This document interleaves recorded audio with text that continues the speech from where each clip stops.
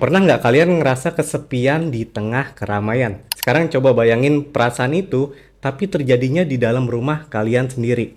Nah, ada nih namanya satu fenomena yang sering kita temuin saat menangani klien-klien big profile. Kita sebut aja fenomena ini adalah lonely at the top. Nah, mereka tuh bekerja keras puluhan tahun, tujuannya sih mulia banget. Pengen kasih istana terbaik buat anak istri. Akhirnya tercapai. Rumahnya 500 meter persegi, lantainya marmer, ada kolam renang, kamarnya luas-luas. Tapi anehnya setelah pindah ke istana itu, interaksi keluarganya justru menurun drastis. Ayahnya di ruang kerja lantai 1, anaknya main game di kamar lantai 2, ibunya di master bedroom. Mau ngobrol aja harus chat WhatsApp dulu. Mah, makan malam udah siap belum? Rumahnya sih megah, tapi rasanya dingin. Banyak yang menyalahkan gadget. Banyak juga yang menyalahkan kesibukan. Tapi jarang banget nih ada yang sadar bahwa mungkin desain arsitekturnya yang salah. Hari ini kita akan bedah kenapa layout ruangan itu bisa membunuh keharmonisan.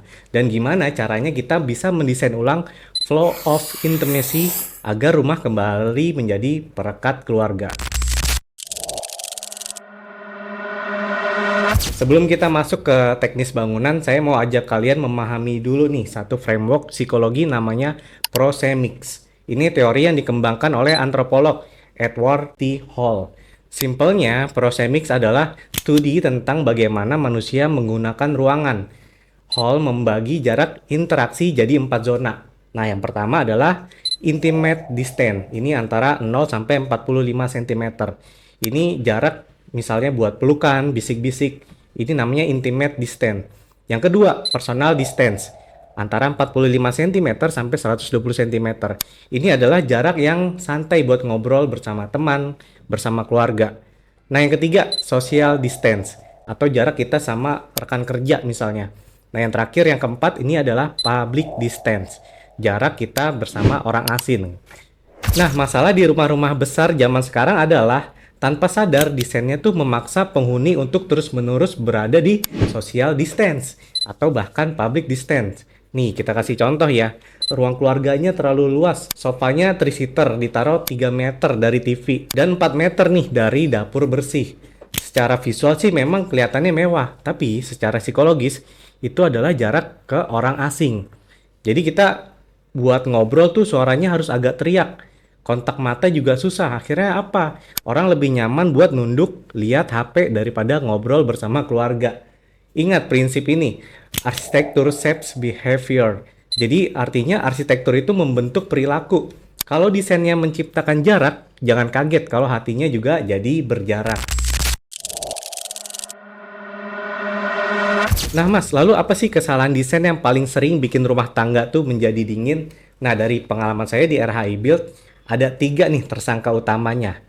Yang pertama, sindrom kamar hotel.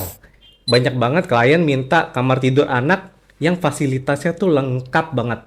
Misalnya ada kamar mandinya di dalam, terus ada meja belajar yang besar, ada TV, ada kulkas, ada PS5 misalnya. Terdengarnya sih enak. Iya sih kalau buat anak kos, tapi buat anak kita, buat keluarga kita ini bahaya banget. Anak jadi punya dunianya sendiri. Mereka nggak punya alasan untuk keluar dari kamar. Akhirnya di dalam kamar aja terus. Rumah ini jadi sekumpulan orang asing yang saling ngekos di gedung yang sama. Yang kedua, putus koneksi vertikal. Lantai 1 area servis atau tamu. Lantai 2 buat area privat. Tangganya diumpetin di pojok. Ini bikin lantai atas dan lantai bawah tuh jadi 2 dunia yang berbeda. Ibu masak di bawah, nggak tahu anaknya lagi ngapain di atas. Nggak ada visual connection, nggak ada suara yang terdengar, jadinya sunyi banget. Yang ketiga, ruang tamu rasanya seperti museum. Nah, banyak banget nih orang yang bikin ruang tamu atau ruang keluarga yang furniturnya tuh mahal banget, tapi kaku. Jadi kita nggak boleh makan di situ, nggak boleh tiduran di situ. Akhirnya ruangannya cuma jadi museum. Cantik di foto, tapi secara fungsi itu jadi mati.